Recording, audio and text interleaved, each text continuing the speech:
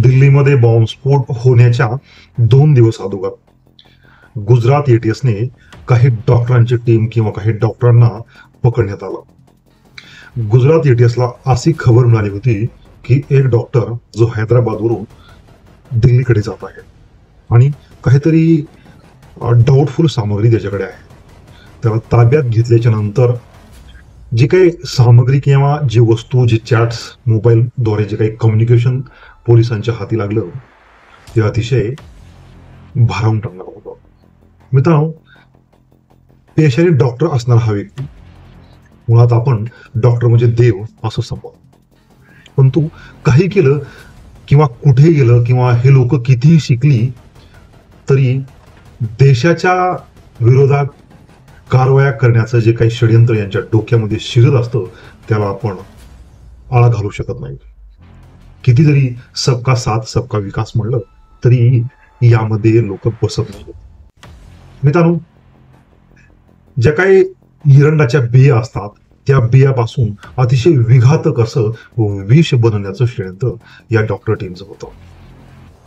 हे विष इतकं विघातक असतं की एक थोडंसं जरी हे विष पाण्याच्या टाकीमध्ये, प्रसादाच्या अन्न पाण्यामध्ये, प्रसादामध्ये व इतर मिसळलं तर हजारो लोक मृत्युमुखी पडतात आणि याचा कुठलाही अँटीडोट सध्या तरी बनलेला नाही.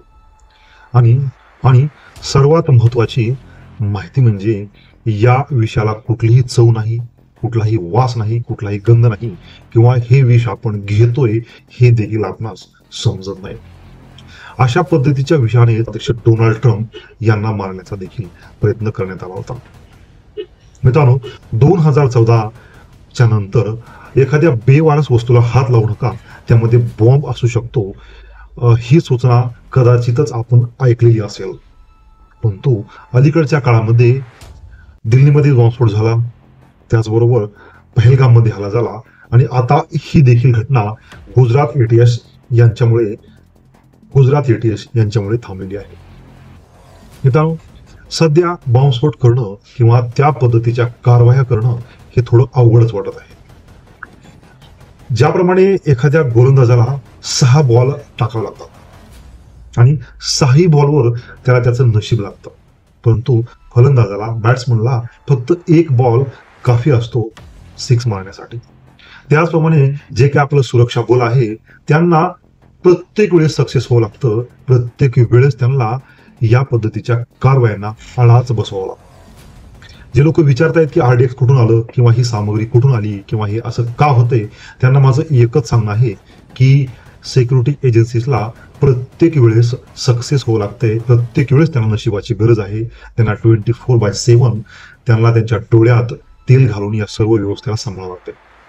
परंतु अशा पद्धतीची मनशा आखणारी, अशा पद्धतीच्या कारवाया करणारे आणि देशाविरुद्ध षडयंत्र करणाऱ्या लोकांना फक्त एक वेळेस नशिबाची गरज असते, फक्त एक वेळेस त्यांना सक्सेसफुल व्हावं लागतं आणि सुरक्षा रक्षकांना प्रत्येक वेळेस सक्सेस व्हावं लागतं.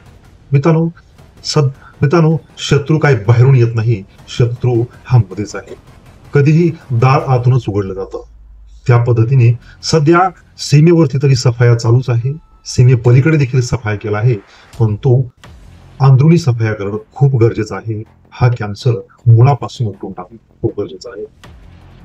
शिकल्यानंतर एक समंजस्य बुद्धी येते असं आपणास वाटतं, परंतु हे डॉक्टर्स आहेत, हे डॉक्टरांची टीम आहे, हे लोक डॉक्टर जरी झाले तरी अशा पद्धतीच्या कारवायांना अंजाम देणारच का. मित्रांनो, अशाच पद्धतीचे व्हिडिओ पाहण्यासाठी माझ्या चॅनलला लाईक करा, सबस्क्राईब करा आणि माझे व्हिडिओ शेअर करा. धन्यवाद.